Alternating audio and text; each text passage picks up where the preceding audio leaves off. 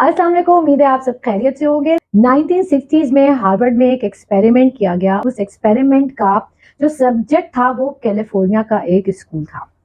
Principal ने 3 teachers को बुलाया और उनको कहा कि हमने एक क्राइटेरिया के तहत आपको सेलेक्ट किया है। आप तीनों प्रूवन है कि बहुत ही काबिल असातिज़ा हैं और आपको रिवॉर्ड करने के लिए हमने ये सोचा है कि इस साल हम आपको ऐसी क्लासेस में तैनात करेंगे जिसमें 1 से लेकर 30 तक बच्चे होंगे एक क्लास में, और वो बहुत ही ब्राइट स्टूडेंट्स होंगे। जो सिलेक्शन क्राइटेरिया होगा उन स्टूडेंट्स के लिए वो 2 चीजों पर मुश्तमिल होगा, keenness to do well and IQ. लेकिन आपने उन बच्चों को बिल्कुल वैसे ही पढ़ाना है जैसे आप नॉर्मल पढ़ाते हैं, जो आपका तरीका कार है। और जो बात आपने मख्फी रखनी है स्टूडेंट से भी और उनके पेरेंट्स से भी, वो ये है कि वो बच्चे हमारे बहुत खास बच्चे हैं। ये आपने उनको कभी बताना नहीं है, बस जैसे आप पढ़ाते हैं वैसे पढ़ाएं।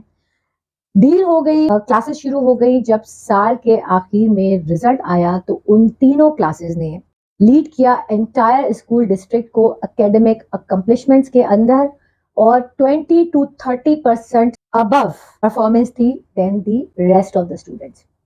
जब सेलिब्रेशन का वक्त आया तो टीचर्स ने कहा कि बच्चे बड़े ब्रिलियंट थे तो ये रिजल्ट तो आना था। Then the principal dropped a bombshell on the teachers. उन्होंने कहा कि हमने किसी भी स्टूडेंट को सिलेक्शन के थ्रू नहीं लेकर आए थे, हमने रैंडमली पिक किया था। तो फिर टीचर्स ने कहा कि अच्छा, फिर जाहिर सी बात है हम ब्रिलियंट थे तो शायद इसलिए ये रिजल्ट्स आए। Then the principal dropped another bombshell on the teachers. उन्होंने कहा कि भाई आपका सिलेक्शन भी रैंडम था। ये एक स्टडी का हिस्सा था और वो स्टडी जो है वो इसलिए की गई थी कि कामयाबी के लिए और आगे बढ़ने के लिए खुद पर यकीन और आपके साथ की जाने वाली पॉजिटिव एक्सपेक्टेशंस का कितना बड़ा हाथ होता है। हुआ ये कि the teachers believed in themselves, they expected the students to do well and students prove them correct. हालांकि उनको कुछ पता भी नहीं था, लेकिन क्या है, रवैयों से लहजों से पता चली जाती है ना ये बात।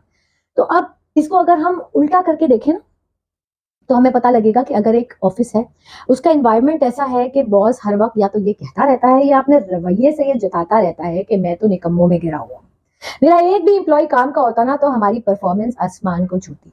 तो आप लिख कर रख लें कि उस ऑफिस में लोगों की परफॉर्मेंस बिलो एवरेज होगी। क्यों? क्योंकि उन सारे एम्प्लॉयज को अल्फाज से या रवैयों से ये एहसास दिलाया जाता रहा है कि हमारी एक्सपेक्टेशन तुमसे यही है कि तुम निकम्मे रहो, तुम इससे ज्यादा आगे नहीं जा सकते, आपसे ये काम नहीं होगा। घरों में आप देखें, यहाँ तो सारे ऐदी कुंदे हैं, इनका काम है पड़े पड़े रोटियां तोड़ते रहते हैं है ना।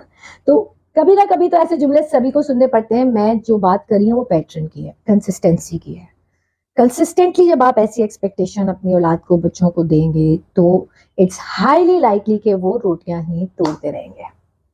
फ्लिप साइड को अगर हम देखें तो अगर एक बच्चा है जो कि बिलो एवरेज है या उसको कोई न्यूरो डेवलपमेंटल डिसऑर्डर है जिसकी वजह से वो बहुत ज्यादा अच्छा नहीं पढ़ सकता, लेकिन अगर आप उसको ये कहते रहेंगे ना कि मुझे यकीन है कि तुम कर लोगे या तुम कर लोगी, और आप उसके साथ सख्ती भी करेंगे, उसका स्केड्यूल भी बनाएंगे, लेकिन जो आपका उमूमी रवैया होगा ना उस बच्चे के साथ वो ये होगा कि मुझे यकीन है कि तुम कर लोगे, तो आप क्या कर रहे होंगे, आप उसको अपनी एक्सपेक्टेशन बता रहे होंगे कि मैं तुमसे एक्सपेक्ट करता हूं कि तुम आगे जाओगे, और इट्स हाईली लाइकली कि वो आगे चला जाएगा। वैलिडिक्टोरियन नहीं बन सकेगा, लेकिन अबव एवरेज या एवरेज परफॉर्म करके आपको जरूर दिखा देगा। क्यों? Because when you believe in people they believe in themselves and then they tend to prove you right. मुझे सुनने का बहुत शुक्रिया। अल्लाह हम सब का हाफिज होने के बाद।